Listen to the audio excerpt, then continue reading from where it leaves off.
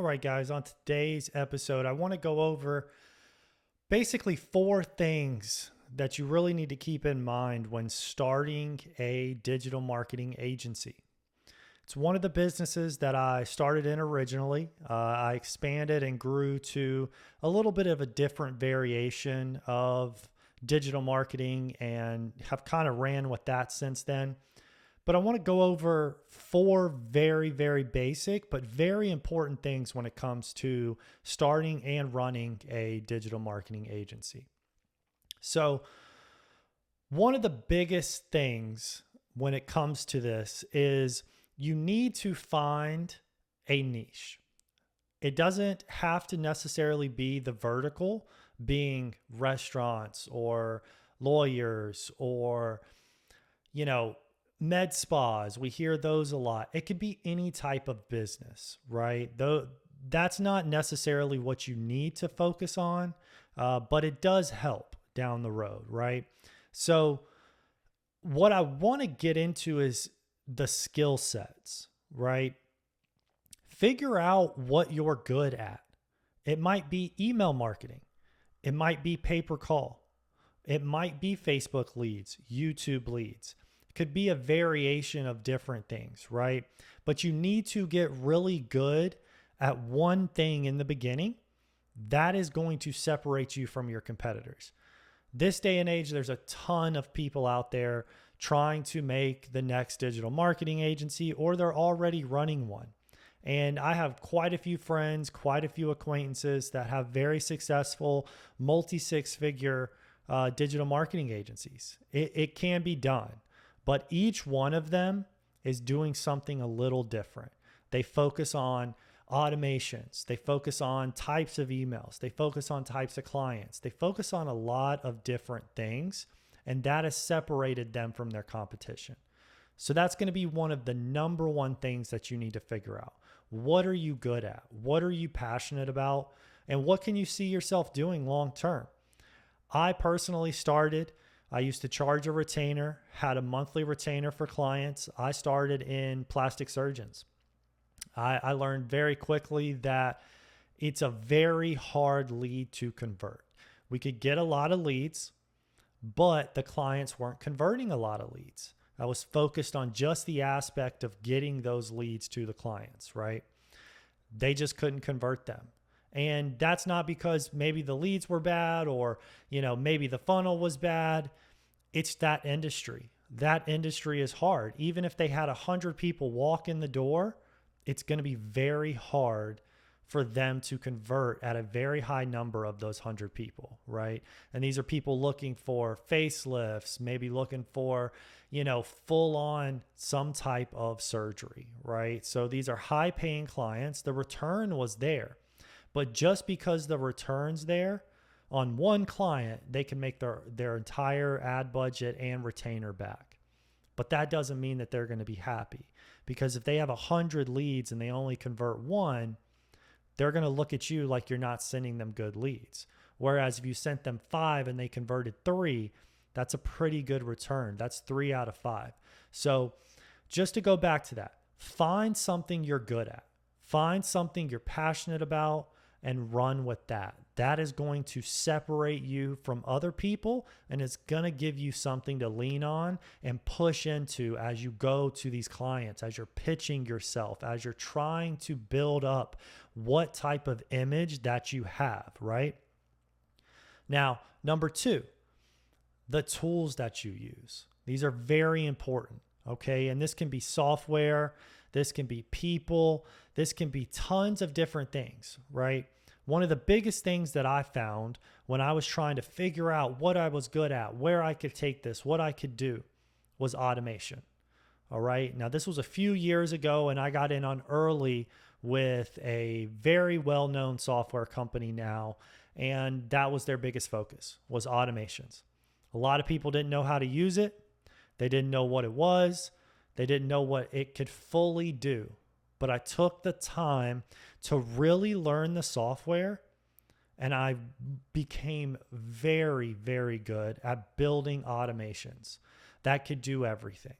We could have the client come in, or let's say the lead would come in It would be talked to. This was before Chat GPT. This was before all the AI. We would build these automations of conversations based on triggers, based on workflows. So if this person said this, we would respond with this.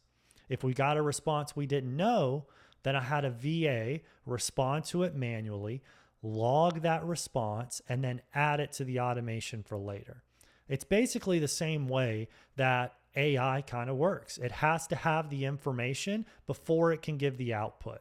So what we were doing was absorbing a lot of that input and then creating the way to create the output, right? So find those tools, get familiar with them. It could be reporting software. There's a ton of reporting software out there now that can help you track your ads far better than Facebook. It can help you track all the KPIs. How many leads are you getting? How many are turning into appointments? How many of those closed? You need to keep up with that because that's going to show you where you have weak spots. And if you have weak spots, then you have somewhere to improve. A weak spot's not always a bad thing. It gives you something to work on, and it's going to help you succeed in the long run. So I would urge you, take the time and go out and get familiar with what these softwares are. Okay, there's things for project management, Asana nowadays. Okay, something like a Trello, something like Pipedrive. There's a lot of things that can help you keep track of what you're doing. A lot of the things that the businesses use apply to you as well. So get really familiar with them. And then basically be a secondary salesman for what that software is, what that piece of software can do for that company. And you can speak from firsthand experience because you use it in your business as well. You don't necessarily have to worry about having your own software. Just make a package that's beneficial to the customer.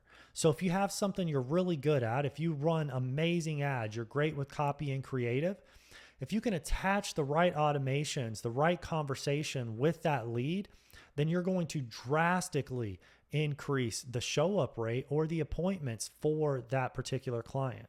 So really go out, take the time, and get familiar with those things. The third thing that's going to be very, very beneficial for you is your team.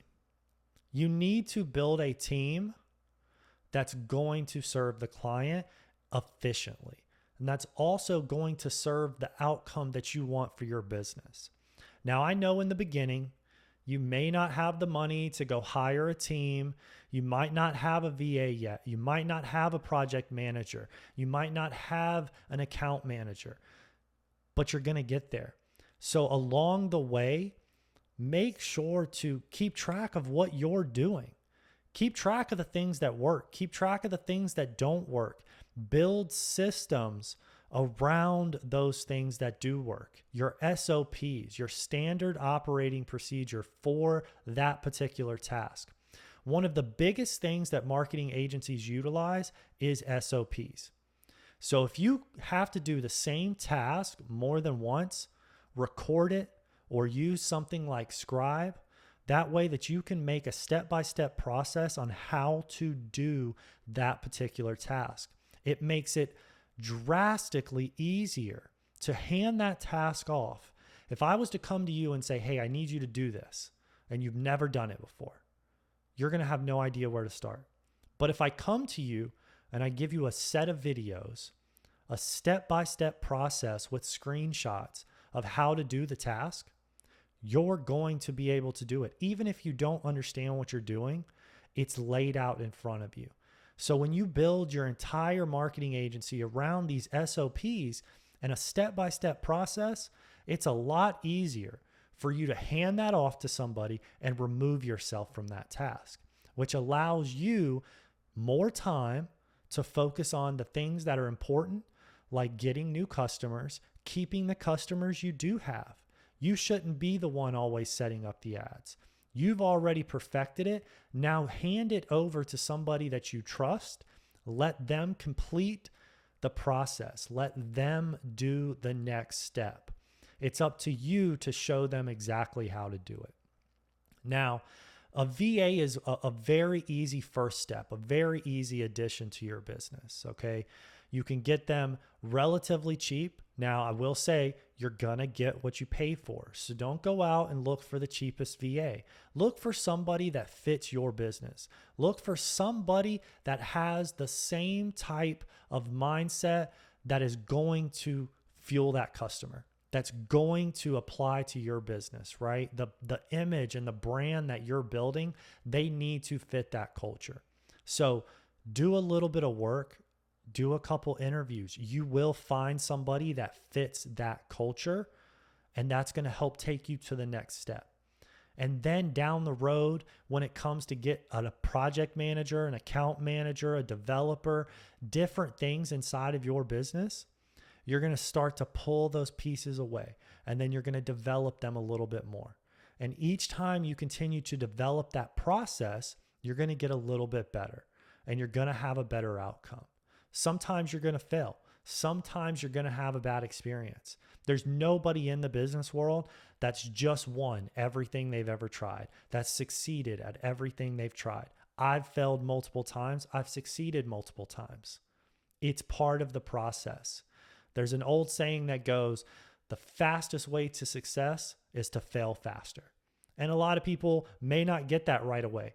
But if you have failed multiple times and you've actually learned from your failure, you're going to succeed.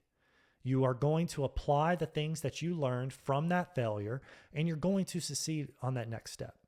So focus on building a very solid team that has an actual SOP in place. That way you know that from A to Z, you're going to get the same outcome. It makes it a lot easier for you to make small changes to increase incrementally every single time and get a little bit better each time that process is done. Now, the last step, number 4, okay? This one goes without saying. And I see a lot of marketing agencies fail here, okay? There's a lot of people out there that just say, get new clients, get new clients, get new clients. Just keep getting new clients, keep getting new clients. And at a certain point, yes, you should be focused on getting new clients, but you should also be focused on customer service.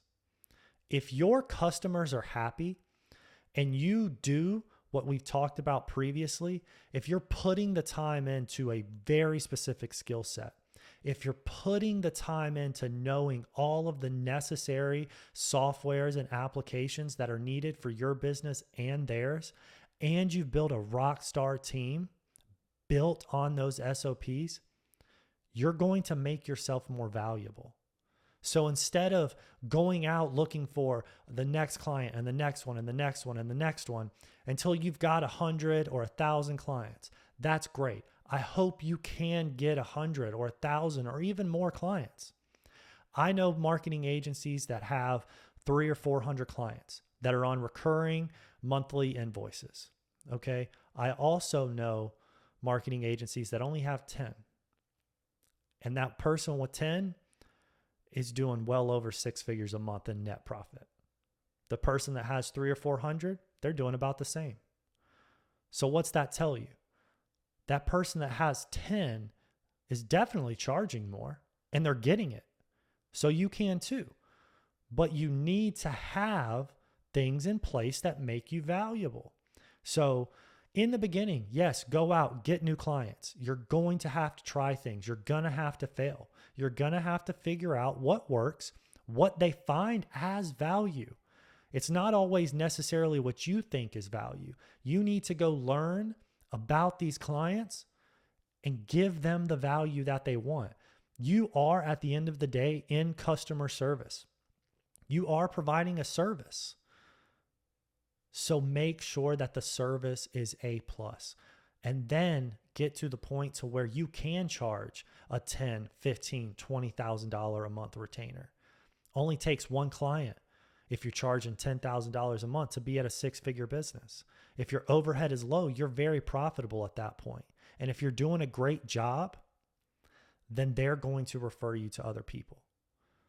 I know people that own agencies that have clients all over the US. I also know some agencies that only have clients locally to them. Which one do you think is more successful? The one that's local to them has a very good brand. Everybody knows who they are. Word of mouth is very easy for this person. So they're very successful. The person that has clients all over the US, they run a lot of ads. They churn a lot of clients. So they constantly have new clients coming on and clients leaving all at the same time. Not necessarily a bad thing. Sometimes in the marketing agency world, you're just going to have clients that aren't happy, just like any other business. There's always going to be somebody that's not happy, but do 100% the best you can and you will succeed. There is room for more marketing agencies because there are so many that fail every day. And it comes down to these 4 things. These are the 4 most valuable things that I could tell you when it comes to starting or running a marketing agency. So we want to share this with you. I want to spread as much knowledge as I possibly can on this channel. And I'm not trying to sell you a course. I'm not trying to pitch you on anything. But we want you to be knowledgeable and we want you to have the information that you need. Some of the information that I wish I had in the beginning. The information that I had in the beginning was get more clients. Just blast people and get as many clients as you possibly can. And I tried it and I got clients. They were absolutely right. I eventually got clients, but I wasn't focused on these 4 things. I just wasn't able to keep the consistency. Eventually, I moved to a different type of business altogether. I stopped targeting plastic surgeons and I started to go after lawyers. I've always had a little bit of a pull towards that field, the legal field. And I went specifically after motor vehicle accident attorneys and we sold tons of retainers. The business grew very quickly. It was very successful.